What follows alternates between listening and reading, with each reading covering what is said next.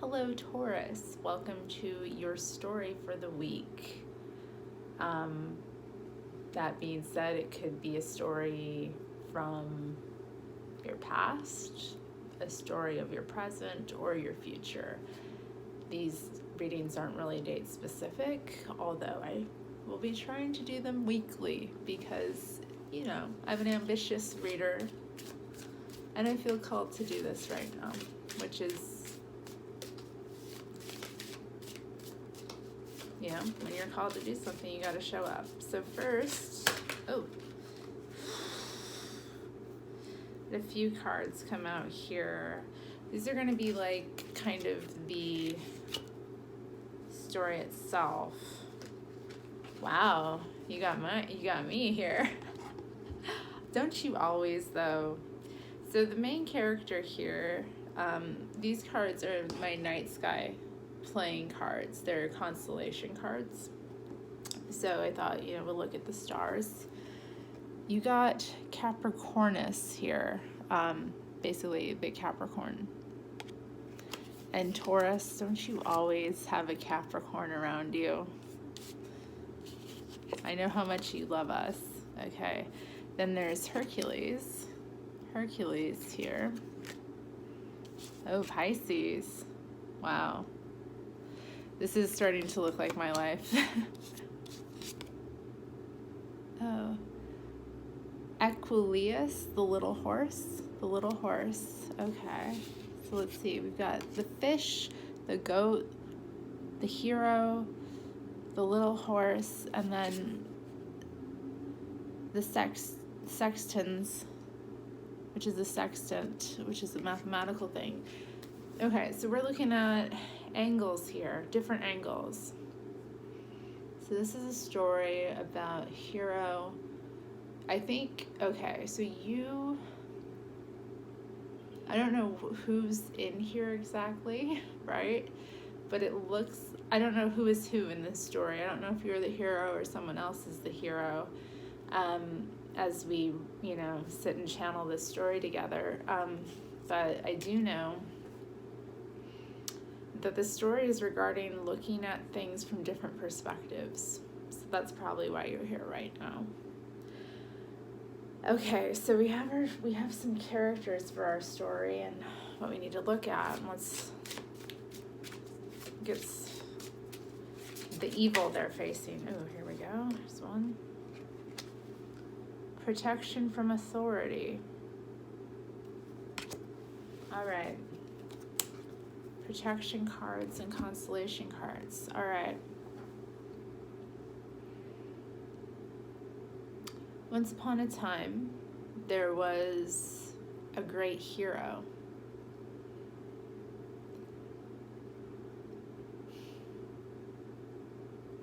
This hero had been wandering out into the desert on a mission. The mission was to figure out how to fight an evil oppressor who had invaded the hero's land and had taken the hero's natural rulers hostage and was imposing all manner of restrictions on the people of the land. The hero was also persecuted by this evil, oppressive force. And this was a journey into the desert, yes, but it was also a type of exile that our hero was on. The hero could not return until, I feel weird just referring to the hero as like the hero. Let's say it is Heracles. All right, Heracles returns. Heracles home has been invaded and must go into the desert in exile. And in this exile, on the little horse, this is where the horse comes in. The horse was not a strong horse, was actually quite a young horse, and wasn't fully broken in. So our hero Heracles, in this situation, not only is grappling with exile, but is grappling with the limitations of his own chariot, if you will, his own, force. So our hero here is lost in this wasteland and is desperately looking for any sign of intelligent life. First, our hero comes upon a goat in some rocky hills, foothills at the edge of the desert. This goat has come down, and our hero, Heracles, after traveling several days through this really incredible desert, really had no idea what was on the other side of these hills, had no idea what, where to even look for the next town even. That's how sparse this land he got thrust into was. So he hoped, that he could communicate with the goat. And the goat was, of course, standoffish at first. This goat did not give away her secrets very well, even though she had been up and down the mountain and on the other side several times, or many times. Like, this was a daily adventure for this goat. So, our hero, Heracles, wondered, how do I win over this goat? How do I get this goat to understand what's going on? And at first, the hero tried showing off his muscles and saying, check this out. Check out how strong I am. Check out what my arms can do. And got off of the horse and lifted boulders, actually lifted the horse and moved it as well, and was showing off his strength. And the goat, kind of turned her head and just, was silent.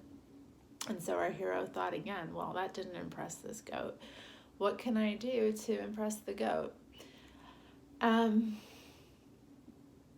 So the goat looked into our hero as he's like sitting there racking his brain like, well, bravado doesn't work. My showing off doesn't work. What will impress this goat? And at that moment, as he was sitting there, the horse began to get really kind of woozy and started to whimper. And this kind of broke this long-standing just thought process that Heracles was going through. And he's like, he kind of realized at the moment that like it wasn't about impressing anyone. So he humbly just went up to the goat and said, look, I need help. I have this horse which has never been out this far, is not even really trained, and seems to be in desperate need of water and food and rest. And I know I haven't seen a safe spot to do that in for days. And so the goat didn't say anything. She simply turned around and started walking up the hill. And Heracles cried after the goat, "Where are you going?" Well, let's find out more. I'm kind of just going on with my story, right? It is channeled, though. I like to use the cards to check. So the goat did her own bit of magic. She jumped from rock to rock, up and down in front of him, and shaked her head and tail. And Heracles stood looking at this goat like, is she showing off to me now? She was. She was showing off basically because she was lively and thriving in this horrific environment, and he needed to know how. He says, "What to her? What's the deal? What's going on?" She didn't say anything. She again flicked her head and turned around and started walking away again.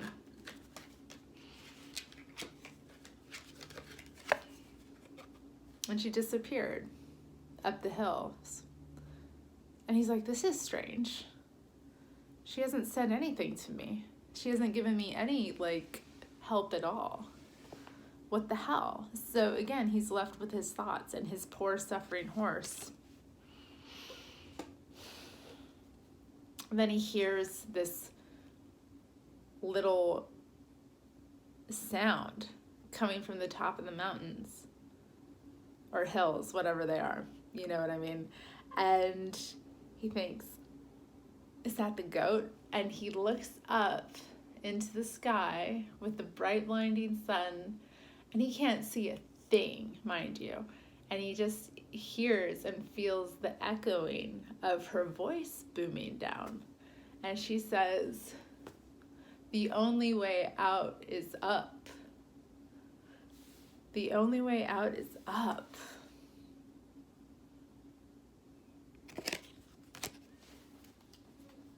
And he realizes he has to follow her, but he can't leap. He has to move slowly up the hill. He can't leap like she can. So he starts to make his way. He's like, okay, well, I have to get off the horse and I have to walk it up this mountain. So he starts to climb. He starts to slowly, he finds the best possible spot to start, and he starts walking with this horse. And it's really rocky at first, right? He's moving as slow as possible. The ground's kind of shaky. He's nervous as hell. The horse is not happy. They've only got food for another couple days.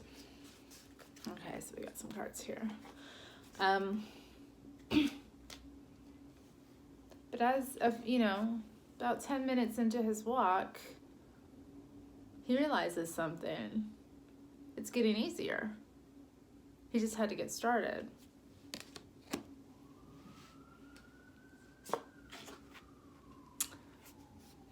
And at that point, looking down was just as unappealing as looking up, In fact, looking up started to look far more appealing than looking down, looking back.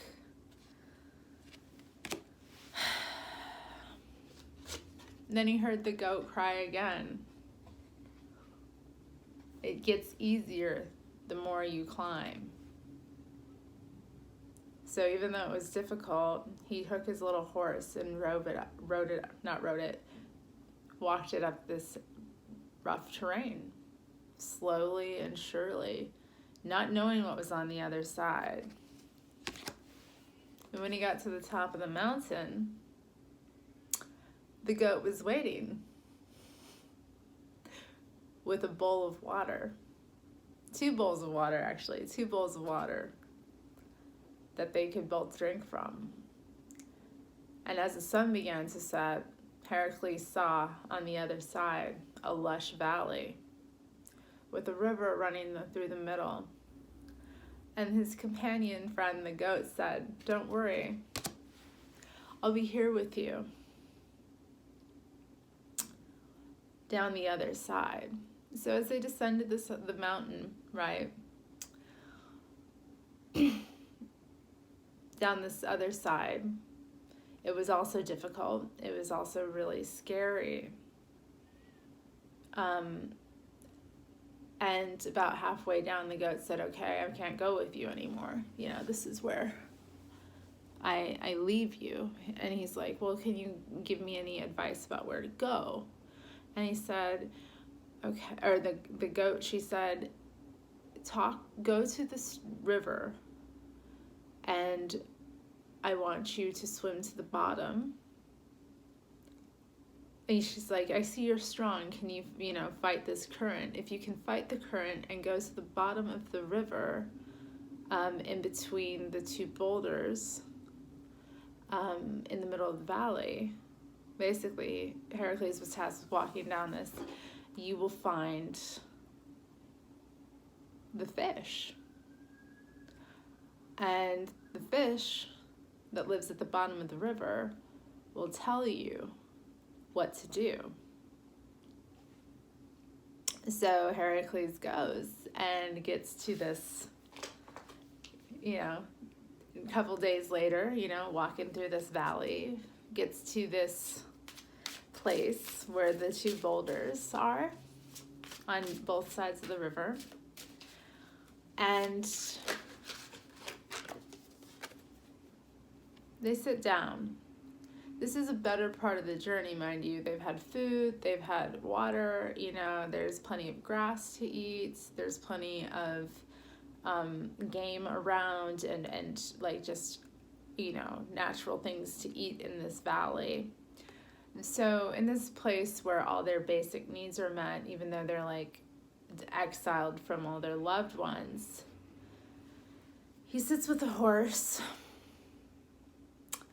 And they have a type of conversation, him and this little horse, about, going, what's about to happen here, because this is a whole new fight that has to happen here. It's a whole new quest, or it's a side quest, if you will, on this story. So they reach an understanding. He feels he has to leave this horse, though, that isn't fully trained and is kind of wild. And he's like, I don't know if I come back, this horse is going to be here. Not really. He's like, also, what if somebody else comes to this valley? Like, what if I, can't, what if I don't come back and drown, and then this horse is just left here to die? He's having all these kinds of thoughts. And he realizes he just has to act. He just has to go and do this thing. If he meets this fish, he trusts this goat, right? She led him through the mountains.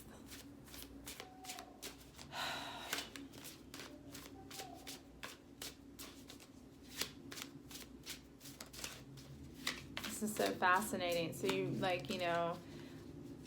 ascend the top of the mountain and go to the bottom of a rushing river. I need to know what happens next. Come on, cards. Here we go. Ooh, we've got the page and the knight. Okay, so at first, he dives in the water, it's going smooth, he's getting to the bottom, and then the currents start to hit him, and these are the strongest currents he's ever had. He's thrashing about, just can't seem to keep up, and he's not even sure if he's slowly, if he's descending, and he's getting worried about oxygen, mind you. So he's he basically, with all of his might, fights his way to the bottom of that damn river that we're talking about here. And he's just can barely breathe, or he can't breathe at all. He's worried he's gonna drown. He's doing everything he can to not. And he passes out. He loses consciousness. And in losing consciousness, he has a vision. He has a vision of this evil emperor that's enslaving the kingdom that he's from. He's having these like intense, you know, just, he has this vision that like he's completely, he can't even make sense of them. And he's like wrestling basically in hell. Like these visions are just intense. And he doesn't know what to do, really. Like he's stuck in them. Mind you, like the last thing that our hero actually was experiencing was like almost drowning. So we then find our hero awakens, and our hero is washed basically to the side of the river. It's nowhere near where he thought where he dove in at all. He doesn't recognize the terrain at all. And what he does see is a house. All right.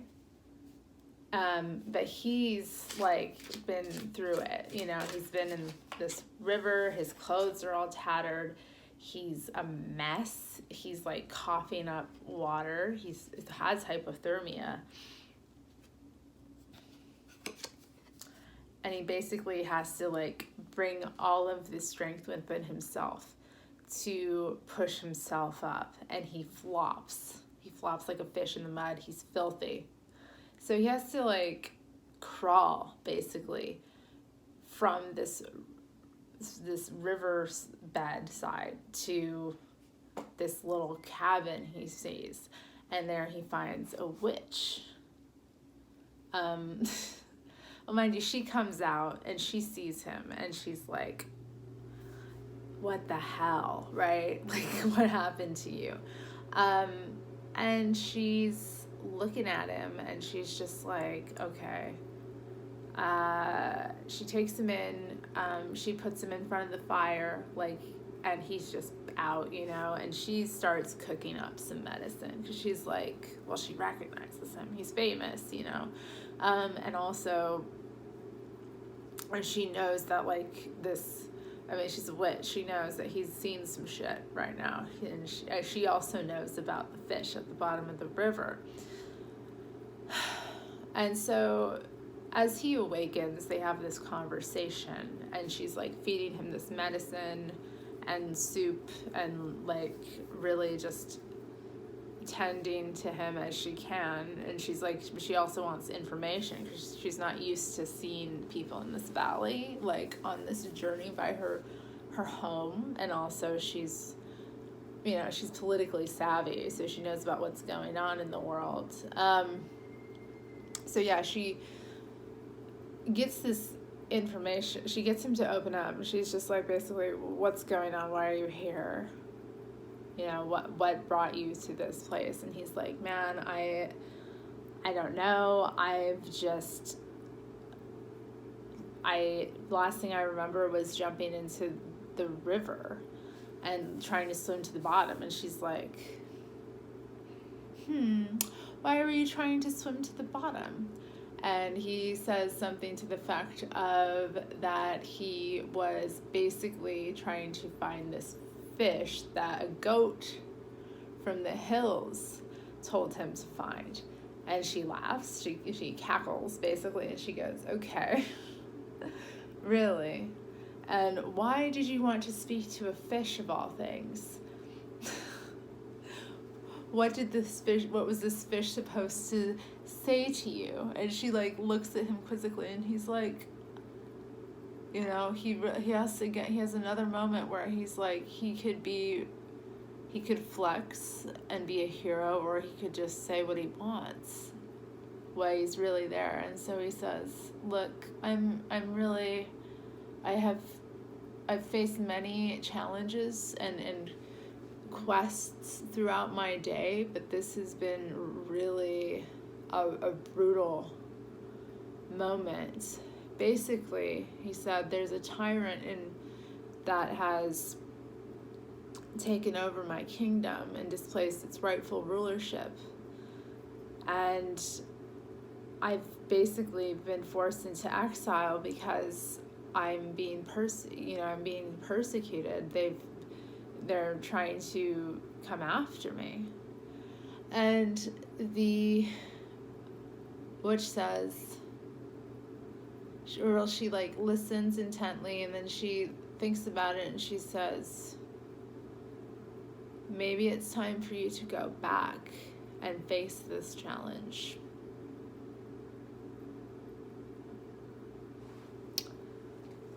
And with that, she asked him to leave.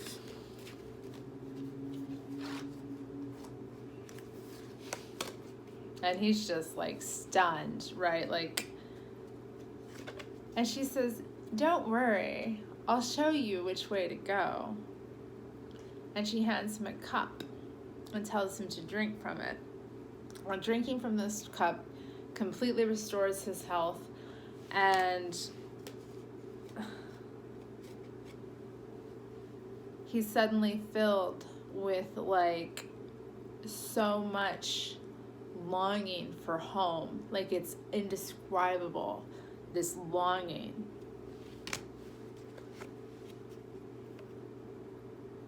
And so he follows her instructions and starts walking back.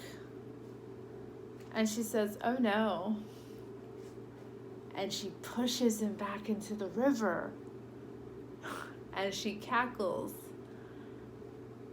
And he wakes up, muddy and tattered at the side of the river, with his little horse looking on.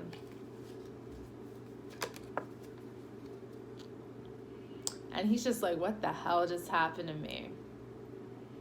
And he realizes he just met the fish, and she sent him back. She sent him back. So, I'm going to wrap up the story here. Basically, you want to know the ending? It's good. He goes back. He has such popular, the fact that he left and came back with nothing, like, and went on this crazy quest, you know, and had all these stories to tell, was enough to amass a people's army. Because mind you, like, he never needed to leave to begin with. He only needed to know that he had the love for the people there, and they had it for him, and that they would rise with him and put him in rulership of that land.